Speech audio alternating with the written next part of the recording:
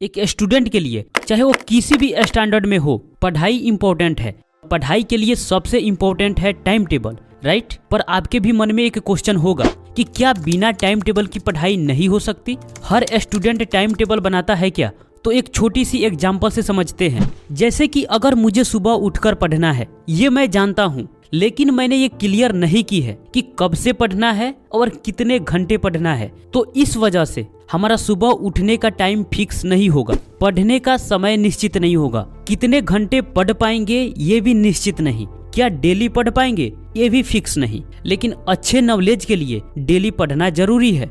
School college time पर जाते हो, कोचिंग भी टाइम पर जाते हो, ट्रेन टाइम पर आती है, बस टाइम पर आती है, फ्लाइट भी टाइम पर टेक ऑफ करती है, सुबह होने का समय भी निश्चित है। प्रकृति में हर एक घटना टाइम पर घटित होता है। अगर टाइम बाउंड ना हो तो हर चीज छिन-भिन हो सकती है। तो इसलिए पढ़ाई के लिए भी एक टाइम टेबल इम्पोर्टेंट हो जाता है। तो देखो 4 टाइप के स्टूडेंट होते हैं। एक तो वो जो सिर्फ स्कूल कॉलेज जाते हैं और नाम के पढ़ते हैं, एक थोड़ा बहुत पढ़ते हैं जो होमवर्क कंप्लीट कर लेते हैं, एक वो होता है जो इन दोनों से ऊपर होता है जिसको बी टाइप स्टूडेंट बोलते हैं। ये टॉप लेवल की पढ़ाई नहीं करते और ना ही लो लेवल की पढ़ाई करते हैं, ये टॉपर और लोअर के बीच में रहते हैं। तो इन तीनों कैटेगरी के जो स्टूडेंट हैं वो टाइम टेबल नहीं बनाते, अगर बनाते भी हैं तो कुछ दिन के लिए, और कभी फॉलो होता है और कभी नहीं होता। लेकिन जो टॉपर लेवल के स्टूडेंट हैं वो एक टाइम टेबल बनाते हैं, तभी तो इनका एग्जाम से पहले सिलेबस कंप्लीट हो जाता है और कई बार रिवीजन करते हैं और टॉपर्स की कैटेगरी में शामिल हो जाते हैं। तो टॉपर्स को ये सब पता रहता है कि सिलेबस कितना कंप्लीट हुआ है और कितना बाकी है और कब तक कंप्लीट होगा। और जो स्टूडेंट टाइम टेबल नहीं बनाते उनको पता ही नहीं चलता कि उनका समय कैसे खत्म हो रहा है, कितना सिलेबस कंप्लीट हुआ है और कितना बाकी है, ये सब पता नहीं रहता। इसीलिए तो एग्जाम के समय रोते हैं कि मेरा इतना सिलेबस बाकी है, कैसे होगा कैसे होगा। तो ये सिचुएशन ना आए इसीलिए टाइम टेबल बनाना पड़ता है। देखो आप बिना टाइम टेबल के भी पढ़ाई कर सकते हो, लेकिन नेक्स्ट लेवल की फोड़ना हो तो टाइम टेबल बनाना पड़ता है। और स्टडी स्टडी स्टडी और इंजॉय सब बैलेंस रहता है। तो देखो स्टार्टिंग से टाइम टेबल बनाना और उसके अकॉर्डिंग स्टडी करना, इसका इतना बेनिफिट है, जो समझ जाता है वो टाइम टेबल बना लेता है। नंबर 1, लास्ट टाइम में पढ़ाई का प्रेशर नहीं होता। नंबर 2, अंडरस्टैंडिंग अच्छी होती है। नंबर 3, क्लास में आप स्मार्ट स्टूडेंट बनते हो, क्योंकि घर पर आप स्टडी करते हो तो टॉपिक्स को ज़्यादा समझ पाते हो और क्लास में आप उसको एक्सप्लेन करते हो। नंबर 4, हर दिन अच्छे से इंजॉय करते हो, पछतावा नहीं होता। नंबर 5, धीरे धीरे आप एक डिसिप्लिन्ड इंसान बन जाते हो जिसका इज्जत हर कोई करता है। तो देखो मैं आपको सिर्फ किताबी कीड़ा बनने के लिए नहीं बोल रहा हूँ, मैं एक अच्छी अंडरस्टैंडिंग के साथ पढ़ाई के बारे में बता रहा हूँ। पढ़ाई इंसान को सोचने, समझने और सही निर्णय लेने की क्षमता विकसित करती है। इस पर हम किसी दूसरे वीडियो में डिटेल्स में बात करेंगे। तो देखो टाइम टेबल बनाना आसान है पर फॉलो करना मुश्किल है। इसके लिए 2 बातें ध्यान में रखना है। नंबर 1, किसी चीज का एडिक्शन ना हो। सोशल मीडिया का हो सकता है, गेम का हो सकता है, लेजीनेस का हो सकता है, प्रोक्रास्टिनेशन का हो सकता है, कंफर्ट जोन का हो सकता है, पॉर्न का हो सकता है, मास्टरबेशन का हो सकता है। इसमें किसी भी चीज का एडिक्शन हो सकता है। क्या आपको किसी चीज का एडिक्शन है या नहीं? अगर है तो बताओ कि वो किस चीज का है। किसी चीज का एडिक्शन होना इसका मतलब ये है कि आपका मैक्सिमम टाइम और एनर्जी उस एडिक्टिव चीज से खुद को सेटिस्फाई करने में खत्म हो जाता है। लेकिन दुख की बात यह है कि वो कभी पूरा नहीं होता और आपका मैक्सिमम टाइम और एनर्जी इन सब चीजों में जाएगा। तो आप टाइम टेबल को कैसे फॉलो कर सकते हो, राइट? अगर आप दिन के 1 से 1.5 घंटे गेम खेलते हो तो इसका एडिक्शन नहीं है। लेकिन अगर आप दिन के 4 घंटे 5 घंटे या पूरा दिन गेम में ही लगा देते हो और ऐसा डेली करते हो तो ये एक एडिक्शन है और ऐसा ही किसी भी चीज का हो सकता है। Number 2, target. वो क्या चीज है जो आपको डेली पढ़ने के लिए पुश करे? और मैं क्यों 6 घंटे 8 घंटे 10 घंटे पढ़ाई को दूं, इंजॉय क्यों ना करूं? आपका मन इसका जवाब मांगेगा। तो इसलिए पढ़ाई करने का भी एक रीजन होना चाहिए।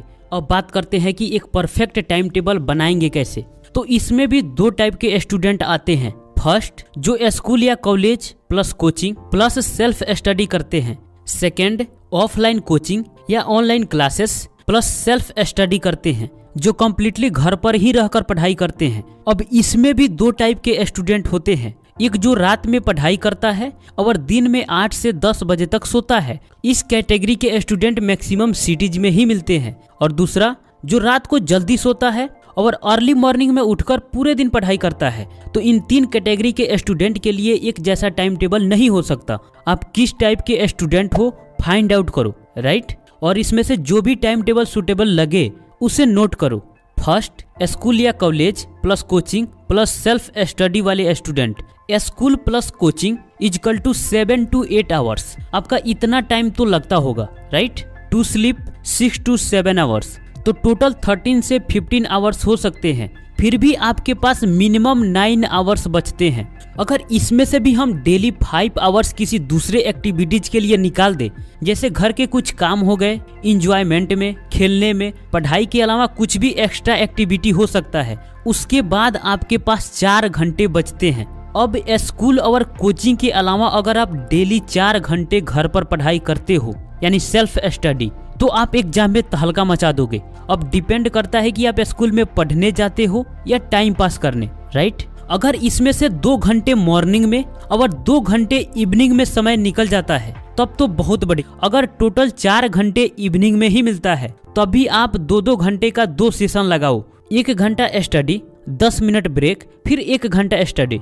या ऐसे भी कर सकते हो, जो सब्जेक्ट हार्ड है उसके लिए 1 घंटा 10 मिनट रखो और जो सब्जेक्ट इजी है उसके लिए 40 मिनट। हार्ड सब्जेक्ट के लिए 35 मिनट स्टडी, 5 मिनट ब्रेक, फिर 35 मिनट स्टडी, फिर 10 मिनट का लॉन्ग ब्रेक, उसके बाद 40 मिनट इजी सब्जेक्ट। इस तरह आपका एक सेशन कंप्लीट हो जाता है। फिर आप 10 से 20 मिनट का लॉन्ग ब्रेक लो, जिसमें डिनर में हल्का भोजन कर सकते हो। इसमें 40-40 मिनट का 3 इजी सब्जेक्ट रख सकते हो। ये एक बहुत इजी प्लान हो सकता है। आप अपने हिसाब से भी सब्जेक्ट्स के लिए टाइम डिवाइड कर सकते हो। सेकंड, ऑफलाइन कोचिंग या online classes plus self study. तो कोचिंग के लिए कम से कम 2 से 4 घंटे हो सकता है, क्योंकि इस टाइप के स्टूडेंट कोचिंग पर ही डिपेंड रहते हैं। इसके अलावा 6 घंटे आप डेली अच्छे से सेल्फ स्टडी करते हो तो भी बेहतर से बेहतर परफॉर्मेंस करोगे। अगर आप दिन के समय स्टडी करते हो तो आपका एनर्जी मॉर्निंग में पीक पर होगी, तो मॉर्निंग के टाइम को बर्बाद मत करो। तो 2 से 3 आवर्स मॉर्निंग में स्टडी करो, उसके बाद बचे हुए 3 घंटे आफ्टरनून से इवनिंग तक कंप्लीट कर लो। वीडियो को पॉज करके इस चार्ट को आप देख सकते हो।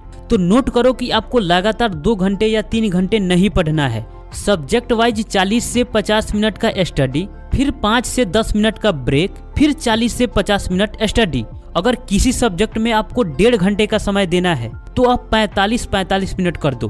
तो जब भी टाइम टेबल बनाना इन बातों को ध्यान में रखना। अब जो नाइट वाले स्टूडेंट हैं उनका टाइम टेबल डे वाले स्टूडेंट से बिल्कुल डिफरेंट होता है। इनका क्लास डे में होता है और नाइट में सेल्फ स्टडी करते हैं और लगातार पढ़ते हैं। बस बीच बीच में 5 से 10 मिनट का ब्रेक होता है, क्योंकि ये 2 घंटे का डायरेक्ट ब्रेक नहीं ले सकते। तो इनका नाइट में प्लान ऐसे होता है 10 से 4 या 11 से 5। तो 5 से 6 घंटे स्टडी को देते हैं, उसके बाद में सोते हैं और दिन में 9 से 10 बजे बिस्तर छोड़ते हैं। तो इस तरह अलग अलग स्टूडेंट के लिए अलग अलग टाइम टेबल होता है। तो इसमें से जो भी आपको अच्छा लगे एक पेपर पर नोट कर लो और अपने स्टडी टेबल के सामने दीवार पर चिपका दो। देखो, टाइम टेबल फॉलो करना इतना कठिन क्यों हो जाता है? अभी आपको लग रहा होगा कि मैं भी कर सकता हूँ, क्योंकि इसमें बताई गई बेनिफिट को आप जानकर मोटिवेट हो गए हो। लेकिन कल या परसों ये सब बातें भूल गए रहोगे। तो एक बार बेनिफिट को भी लिख लो और टाइम टेबल भी नोट कर लो।